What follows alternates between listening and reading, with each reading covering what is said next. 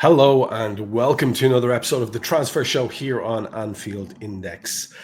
I'm Trev Downey. You know where I am, and it's still the same. And it's very warm, and I've got the window partially closed just for you lovely, lovely viewers and listeners, so you don't hear combines and the like. And I'm joined by an equally muggy Dave Davis, all the way in Edinburgh. How are you, my friend? Mate, it's one of those where if Gibbo was let us, we'd probably be doing this like in the buff, wouldn't we? It's that hot at the moment. It's just that horrible, muggy heat. It's not transfer excitement. It is just the heat, to be honest. Yeah, but the transfer thing is adding to it, man. People have been so spoiled by this window that I think there's a level of irritation building now around the whole Isak thing, which is quite comical, actually, when you consider we're being linked with the premier striker in the Premier League, with the exception probably of Haaland and Salah, and possibly, as I heard young Hendrik say earlier on, possibly the best traditional number 9. But of course, the dominoes, as you said in the last show, have started to fall. And we needed outgoings to ensure that we had the readies to do any deals. And the first of those was Mr. Diaz, who's headed off to Bayern. Now, I spoke about this in the Daily Red yesterday. I know you've spoken about it on at least 2 shows as well. But let's get your take on that, as well as the latest thing to do with Isak. We're getting all sorts of lovely color around the story to do with rental houses and dog walking and all sorts from our buddy Indy. What's the latest on the whole thing? And start maybe with the Diaz angle. Yeah, I mean, it's interesting with Diaz because some people are really sad, and I get it, have an affection for the player, maybe because of the style, the way he plays. And everyone likes an exciting, tricky winger, don't they, at the same time? So that comes into the mix. But he's done his signing, hasn't he? He is a Bayern Munich player right now as we speak. He's done all his media. He's done his goodbye message on a slot after the Yokohama game today. He's done his thing that, I like the way he put it, I'll miss the person, the player, and the song, because that one was a banger, to be honest, as well. So that is maybe the biggest disappointment for this one. But 65.5 million there. Look at Isak fee agreed, but it's getting Newcastle to bud. We will talk about Isak, don't worry, people. But the Luis Diaz readies are in, aren't they? And Papa Diaz can sashay down with his salsa to Munich and Oktoberfest, can't he? So that one is done. So now that's the first link in this chain. And it's right to talk about chains and houses because it's been quite funny, hasn't it? All like you said, the colour, because everyone's just waiting for something to happen. And I think we're now up to, if I make it right, Trev, 26 ITKs have had this exclusive, apparently, if I read it right. They've all got it. Remember, it was all them that broke it first. But anyway, Isak's rental house was on the market, wasn't it? And everyone swamped on it and said, this is this, this is this. And smartly enough, Rightmove took it down. So we've had plane tracking. We've now got Rightmove and Zoopla and places like that in the mix for a bit of colour and detail. Isak's not at the training ground. He's doing dog walking. So that goes in there. So we're all waiting for something to develop. But, I mean, in the last few hours, as people are tweeting, Romano saying there, no changes yet on this. Isak wants Liverpool. The contract's not been an issue. The bid's ready, but only if and when Newcastle open the doors. Now, the one thing it is worth mentioning that within the last hour or so, Craig Hope, who is one of the Geordie patch journalists, has in his blog that he does said all his information is that an offer for Isak is due and there could be movement on it this week. So that's from the Newcastle side, which is interesting as well. But we've been expecting, or we've heard there's been movement on this for a while. So we'll have to obviously wait and see how that develops. And it's all felt that it's been linked to Benjamin Sesko, hasn't it? And I mean, the tweets or the things coming down today, we had the Ornstein bomb, didn't we? That United are prioritising him. If they're signing a striker, he's their first option.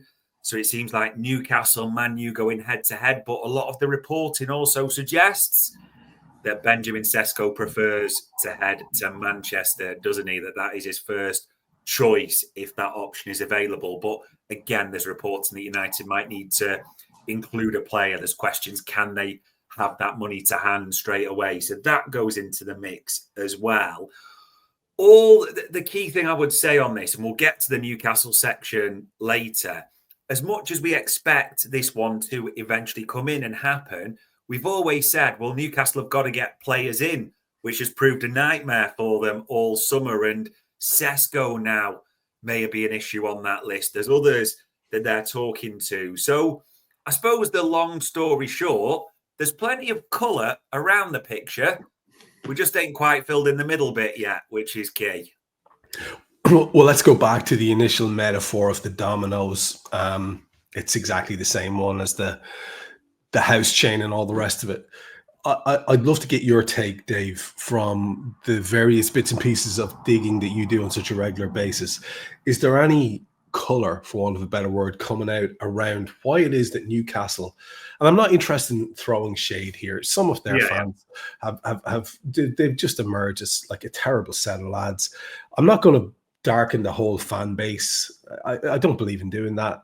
Individual people pop up like whack-a-mole, you knock them down again, that's fine. Yeah. I'm not going to listen to bullshit from anyone, especially not in ill-informed bullshit. But generally speaking, and this is, like I said, not with a desire to cast shade over an entire fan group, can you explain why it is? Are you getting any suggestions as to why it is that Newcastle cannot, for love or all the money literally in the world, world's richest club, TN, why can they not attract players? Like, if Saudi Arabian clubs can attract players, why can a club in the Champions League, in the most competitive, attractive professional football league in the world, not attract players? You know, my theory is, and people don't want to hear it and they think I'm being incredibly disrespectful to Eddie Howe. That's not my point, but I think that's part of it. Do you have any theory as to why it is? Yeah, absolutely. I think there's two real elements to this. And the first one almost involves a bit of analogy. Do you remember with Manchester City when they first got the money from the Thai Prime Minister? Manchester City didn't just become what they are overnight and Pep Guardiola just appeared magically. There's that process where they did have to sign players like Robinho, Joe, pay a bit extra for certain and just rise through the ranks step by step. Aguero, Silva and all those, they didn't just turn up, did they? They had to get to that level, going through players like under Mancini, Pellegrini. It didn't all just happen automatically. And it almost feels, as people are suggesting, with some of their targets, Newcastle are not a legacy club and they're trying to jump to tier 1 before they've even hit tier 2 and be in that stage in the whole process. That you have to be honest and look at who they're missing out on. Players are choosing like Mbeumo. Looks like Sesko is going to do the same potentially. Players are choosing Manchester United because they have that legacy, whatever fun we make of them, that Newcastle don't have on the markets. They've got to go through the ranks and chase their targets carefully. The second thing, or the second element to that is, and people don't like to hear this, but it's true, Eddie Howe and the whole situation. Paul Mitchell was brought in last summer, wasn't he, as a sporting director because of his knowledge and his expertise around Red Bull, getting a younger team, everything along those lines. Newcastle is quite an old, aging squad as well. So that was his task. Reduce the age, bring fresh blood in, get it right. And for want of a better phrase, him and Howe butted heads, didn't they? It didn't work. And obviously Eddie Howe has won that, and people love this phrase this summer. Power play. That's the one people are using, that he's won that. Now, we know from our history, we know because we've been there, it absolutely never works where the head coach is choosing the players at the same time. You always need that church and state separation, don't you? You need the nerds, you need the groundwork. And if you think about us this summer, we've done a record amount of groundwork, as in analysis, scouting, speaking to players, speaking to agents, speaking to clubs before the summer really started. That's all become clear. Newcastle just set fire to all of those and got in Eddie Howe's nephew to do the work. So it couldn't be more night and day. But it's those two things, Newcastle trying to jump the level, and that's not being disrespectful to them. It's just factual. And the way they've let it develop at the club has led to about, unfortunately, I think we're nearly into double figures that we know of players that have turned them down. And one thing we should address as well, I see it being brought up in the chat, I'd have reasonably strong feelings about this in terms of an opinion as to why it probably won't happen. But a lot of people are thinking, as long as this goes on and Newcastle are struggling to get their targets in, what about Darwin Nunez? And it just, to me, always smacks a little bit of, well, that would suit us down to the ground, wouldn't it? But have you not been around as Darwin Nunez's cachet has dwindled to almost nothing in the Premier League. He screams of a player who needs to reinvent himself again in another league. I don't think Newcastle is going to be an option for him. It just feels a little bit like wish fulfillment from us. Like let's do a deal. We've got this shiny thing and you've got that shiny thing. Other people saying, what about Nunez and Elliott? And would that be a good place for both of them? And you know what? It could. And Darwin could be a great success there. And Elliott could be a great success there. My take, Dave, I don't think that's highly likely. I wanted to get your tuppence worth as well, seeing as it was being addressed there in the chat. It's a weird one with Elliott, because we mentioned this before, that Paul Mitchell was a fan of Harvey Elliott and they'd had the look there. But naturally, we're not quite sure if Eddie Howe and his nephew are a fan of Harvey Elliott. So we'll wait to see if that sort of rears its head. But I do think we'd have probably heard something more around that. Not that it's impossible, but it doesn't feel likely. And you're right, we keep seeing this about the Nunez thing. Well, just in case you think Newcastle really fancy Darwin Nunez and that's feasible, let's throw some names at you. Kuna, Delap, Mbuemo, Sesko, João Pedro, and there's probably others I'm missing, but that's at least 5 forwards Newcastle have made offers for or tried to get before they've even got round to Darwin Nunez. So the best thing you could possibly say, and this is not trying to be disrespectful to anyone, but I don't know how you describe it. Darwin Nunez isn't probably in their top 20 choices, is he, realistically? So I just don't see any reasonable suggestions. And there's even new names coming in for Newcastle today, which we'll talk about. So I think people are just reaching a bit with that one. Yeah, feels like that to me as well. Our next story we want to look at is around the whole Rodrigo thing. I spoke about this yesterday on the Daily Red because the most recent takes were from a Spanish journalist, I think, who was saying that just emphasizing that the player wants the move. And for what it's worth, right? That could be just some lad saying stuff. But we also have, the possibility that Isak won't go through. And I think an awful lot of people have it in their head, Dave. I've even seen it there fleetingly in the chat. And apologies, guys, I can't keep up on all of that when it's going fast. I think an awful lot of people have it in their head that it's going to be an either or. So say we miss out on Isak, people go, well, okay, we'll go and get Rodrigo now, and that'll do. And we've got another world-class type attacker and we're good to go. I don't think it's quite that simple. And the Rodrigo thing is a huge outlay. And it's not just the transfer fee. He's going to want big money in wages. There's going to be agent fees. There's going to be all sorts of associated expenses. It's going to be a very rich deal for Liverpool. And all the while we have the name of Fofana going around the background, who would be infinitely cheaper on the whole, both transfer fee and wages. So, and as you've noted here, there's the added wrinkle here of Tyler Morton now as well. So talk to us around Rodrigo and the latest with that. Yeah, because people are wanting to think it's got to be Isak and another, because we're short there, aren't we? We need to go back to the 5 senior forward situation. But it's on the screen there. I mean, that's a piece from Greg Evans in The Athletic for Liverpool saying, sourcing a direct replacement for Diaz is not expected, as Cody Gakpo will play more often and Rio Ngamoa, who turned 17 in August, provides added competition. And we'll kind of save a bit of chat about Rio because that's important to discuss as well. But we're talking about the fact that everyone expects Isak is the one more coming on top of that. Now, again, as you said, all the Spanish sources say Rodrigo keen to go to Liverpool. But as we said, I mean, a good few weeks ago, and it's kind of come out since then, the wages he's asking for were like astronomical as basic, talking into Alisson, Salah, Van Dijk levels. So he's never going to get those from us, which seem to kill it completely, despite the continued reports that he is interested. I mean, I'm not saying it's impossible, but he would have to take a big knife to those wage demands, wouldn't he, realistically, to get that done? Something to have to give big time on that. So then, as you said, people jump to, and people are asking various journalists this, is Fofana still one? Because Everton bid, but there was the story that Fofana wants to wait for a Champions League club, and everyone went, well, that's us. That's us then. Of course, he's waiting for us, like everyone seems to be this summer. And there's an answer from Romano to the question saying, Liverpool's priority is Isak. Absolutely.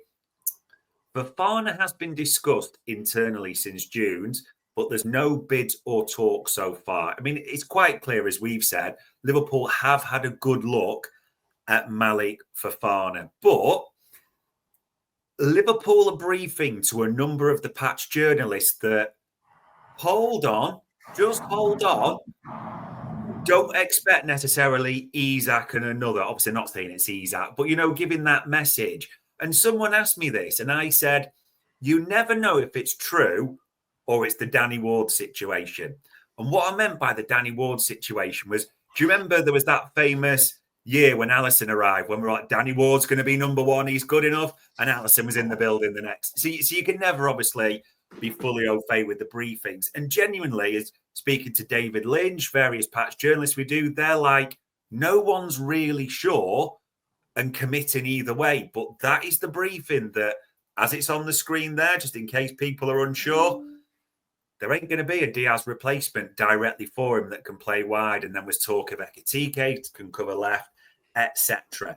Now, it's also got a bit of spice, as you mentioned there, because Tyler Morton, isn't it? That mention of Leon, as Paul Joyce and the reporters have made contact, made a bid. So, again, people have gone, that's it. Tyler Morton to Leon, Malik Fofana to Liverpool, there's the deal. But it could genuinely be doing 2 and 2 and getting 27. There's nothing we know for definite on that. Now, I want to be clear when I said this, because I talked about this a little last night and people just jumped on it. I would do another one. I would do Isak plus one more, a younger forward like a Malik Fofana who could cover. That is the depth I would want. But we have to just possibly start accepting that the plan may be Isak to give them Salah, Gakpo, Isak and Ekitike, as the 4 senior forwards, could push up Florian Wirtz. Frimpong could cover during AFCON or the right wing, for Salah that way. Also looking at young Rio and his minutes, which we'll come to a little bit as well. Zob pushing out. And if anyone debates that, Arne Slot, as we know, has talked many times about wanting a small squad, hasn't he? Smaller squad, numbers we works with regularly and rotate. So I do sound like a Tory politician on this. I get it, people, but I'm just not convinced now it's Isak on one more attacker. Check out the absolute ITK vibes of K-Mac here. Fair play to you, lad. Look at this. Fofana is the nerd's pick. Barcola is Hughes' pick. Rodrigo is Edwards' pick. I love that. Some sort of civil war happened at the club, according to K-Mac there. Good shout, lad. I love that. That's exactly the kind of thing we need to get debates going there. I'm very much in agreement with what you're saying there, Dave, I have to say. I can't see us going for. I think a lot of people were even thinking we might go fully crazy and do Rodrigo and Isak, but the recent injury to Joe has changed priorities massively, and yet again, what's getting lost in the mix here, buddy? Because we're going to get to the centre half thing in a second here, but what's getting lost in the mix? The freaking central midfielder of a defensive nature that we've always wanted.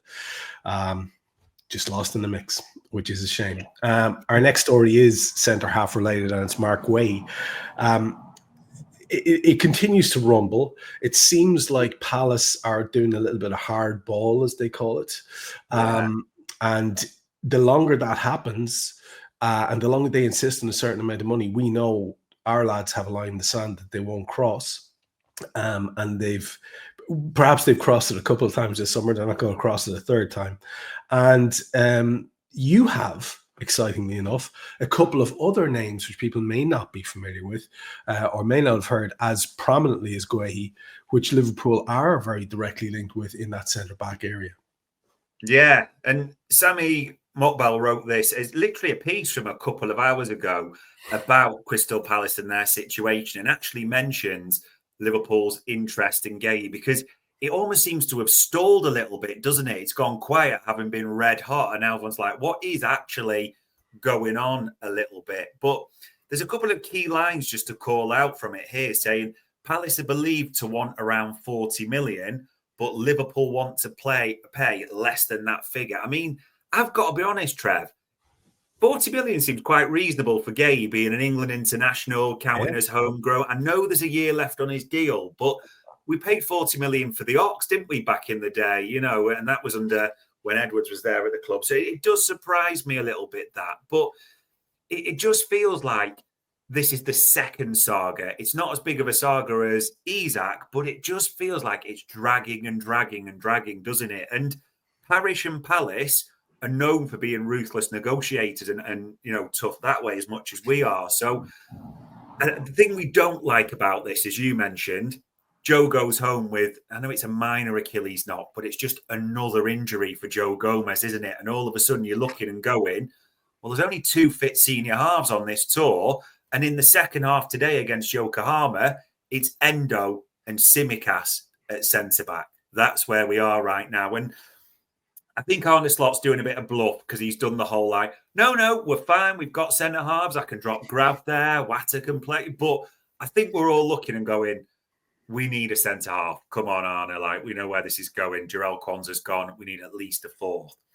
With that in mind, a couple of new names are on the docket who we've been speaking to, the players and their agents. Now, the first one we've got, not going to lie, this fella could walk past or join the chat right now and I'd have no idea who he was. I hadn't even heard of him until the name came on.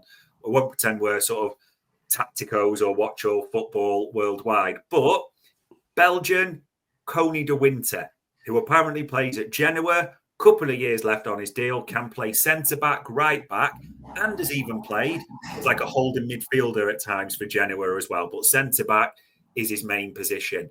Big thing to say about Coney de Winter as well, very good in the air. We're talking aerial win rate around 70%, which is the behemoths we're looking for. Not that he's quite like that, but very good on the ball. And this is the key thing that we're getting this week. When you're thinking of like Guehi in the centre halves we're linked with, Arne Slot apparently wants ballers at the back. Yes, if they're a behemoth like a Canate and Van Dijk, that's great. But it's ballers that way that are really looking at. And I know a few have referenced it there in the chat. I think it's like on per 90s or certain things. De Winter's right in the, you know, the top echelons on FB Ref for a lot of the aerial side as well. You just made up that name. If I made up a name, people, it would be Coney de Flip Flap or Wigwam or something like that. I have no idea who this guy is. I'm just telling you what we've been told. The other name, which I think people will have heard of, Van Hecke at Brighton, the centre half, the Dutch international centre half, a colleague of Virgil van Dijk's, who again is very tall. Not his aerial stats aren't the greatest for his size. You always think they'd be better, but they're not bad. Most importantly, though, what they like about this boy, he's played under De Zerbi, hasn't he? De Zerbi ball, as they call it, when they used to play that murder passing at the back and craziness. So he's played for Brighton. He's good on the ball. That's one of his main strengths, isn't he? So it could fit in well. And people will look and say, oh, he's not the quickest and all that. And I get all that. All I can tell you is that's the info we had. Liverpool have been speaking to those two players and their agents this week. I also, because someone's going to ask, does that mean it'll be like Guehi and one of them, both of them, just one as an alternative? I don't know. We'd be lying if we said that. But we know this week or recently, Liverpool has spoken to Coney de Winter and Van Hecke at Brighton, who has a couple of years left to go on his deal as well. And the question I asked you before we went live was, are both of these other names first team ready? And for those who are probably joking about not having heard of Coney de Winter, you're obviously not listening to your Hendrick show on a regular basis. He's been going on about him for a while. And Van Hecke, there was a picture there on Twitter just today of Pep Guardiola and himself having a wee chat, and the idea being that Guardiola's an admirer of Van Hecke, so probably not a bad recommendation as well. So 2 very interesting targets. Of course, no numbers yet because those stories are barely out there, but very, very good to know that we're in conversation with lads who seem to fit that profile. Worth checking out both of those if they're new names to both of you. And as Adam says there, some of the names we used to be linked with not that long ago, Hincapie, Murillo, those names have sort of gone to the back of the list for sure, for various reasons. But, we will move on to our next story, which is one, again, covered yesterday on the Daily Red. I know you covered it on your show, the Newsround show as well, which is Will Wright, but also in the wake of a very impressive display today in what is granted a pre-season friendly, Rio Ngamoa. Really interesting to see this guy coming in, Will Wright, because what I loved about this story was this kid backing himself to come to Liverpool. It wasn't so much turning down Arsenal, although that really does help.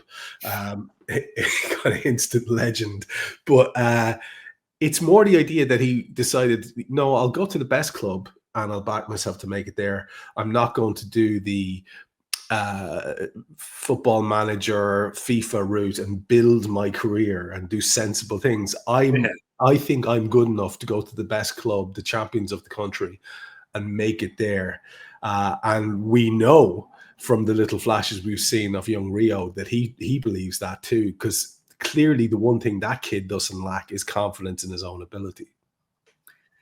Yeah, it's so important that we kind of separate the two here, because we do need to talk a little bit about both. I mean, I'm like you, I like this. It just makes me like him more that he turned down Arsenal, didn't he? And that deal was in place, but he said, no, I'm going to go to Liverpool. I'm going to back myself. And this sounds terrible, but in terms of football, I think the fears Ornstein reports about it could go to 400 grand, which is, it's just an easy punt for Liverpool, isn't it? Seeing if they can get this player, to the level, fulfill that potential. But I like that we're doing these deals, because naturally all the big boys have looked at this youngster in Salford and he's picked us. These are the sort of deals that we should be doing. Mainly as well, because Chelsea have now banned us from their training ground, haven't they? And all Liverpool scouts or people like that after young Rio. So, yeah, I think this is good.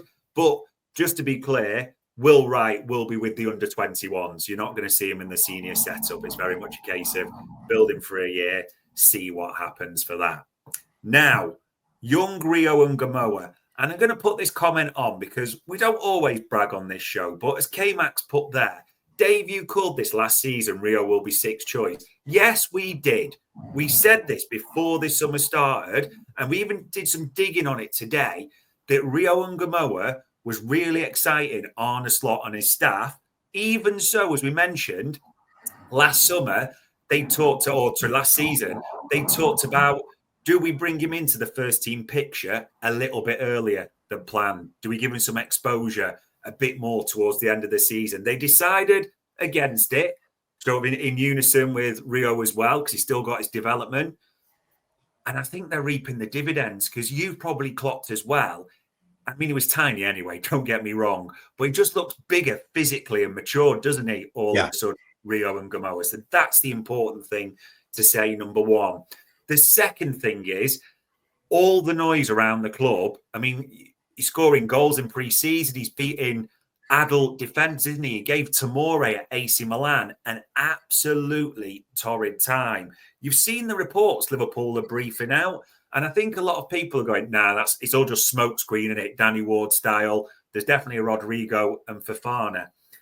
We've said multiple times on these pods, Liverpool are keen not to block the pathway for Rio Ngamoa. We've said that half a dozen times repeatedly, and that is exactly what they're keen to do. And even sort of trying to dig a little bit more in the last few days, because people are thinking it'll be a super sub. Maybe play like 10, 15 minutes and do like it. People say Chiesa, didn't they? Maybe, get 500, 600, but something like that.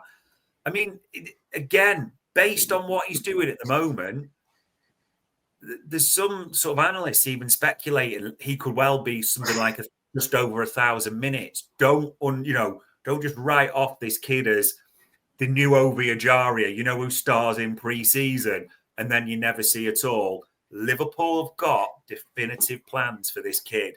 Arne Slot apparently adores him. They don't want to block his pathway to the first team. Like it or not, I'm just intrigued to see how much we're going to use. And I know people have mentioned there Trey Nyoni as well, and looking at that and putting him on the same level. Not being disrespectful, Liverpool don't see it that way. Liverpool think Trey will need another, year's development to get into that central midfield picture. Might play a few minutes, but there's still a bit away before he's really at the level, shall we say, Rio is right now. After a couple of good loans that were destroyed by season-ending injuries, Ben Doak is now kind of approaching a little bit of a yesterday's man in terms of won't he make it at Liverpool. It seems like he's headed for the exit door. It seems like he's one that would have a little bit of value for the club in terms of moving him on. But one of the things that was always exciting people about Ben Doak was imagine bringing him on for 15 or 20 minutes and let him run at defenders and create carnage. And the thing that we saw about Doak, and this is going to sound incredibly rough, is that the end product was never really there. It was really exciting. You go at people, maybe get a corner, but there was never the accuracy in the pullback or the cross or whatever it was. Yeah, true. Our man, Rio, seems to have skipped to that point immediately. In terms of, now again, we're judging him on a handful of friendly appearances, but also based on the knowledge that you've shared there about the manager's opinion of him. That's not going to come from nowhere. That's going to come from being very impressed by his functionality, his ability, his impact. I find this all very exciting, and I would love to think that Trey and Rio could be on the verges of this squad and getting minutes, and that we see these young kids coming through, just an added layer of excitement for the fans in the season to come. Anything else Liverpool related, Dave, before we move on? Yeah, it kind of links to that. I probably could have added it in, to be honest, because people will talk about, are they the same level as the others? No, we need to be clear on that. Liverpool right now see Rio as the top young starlet, if you want to call it that, followed by Trey Nyoni, but Nyoni being second. There's a reason. There's two things you've got to think about. How many youngsters did Arne Slot not take to the Far East, like your McConnells, your Dans, and those players who, don't forget, have won a Carabao Cup in their time as well, not too shabby at all. And we also know if Arne Slot doesn't think these youngsters are ready, bye-bye. Straight away, Dan's went on a loan. Bajcetic went on a loan. Doak, if he doesn't think they're ready, he'll be quick. No, they're not ready for me. Move them away. Go and do something else with them. He is specifically focused on Trey and Rio, and I think that speaks volumes personally. It does. It's exciting. And like I said, another little layer of stuff for us to look forward to as the season approaches. Although, obviously we're going to struggle for top four, even given our shitty preseason performances, Dave. Everyone's written us off, we can't defend and so on. Remarkable people commenting on preseason matches. But anyway, here we go.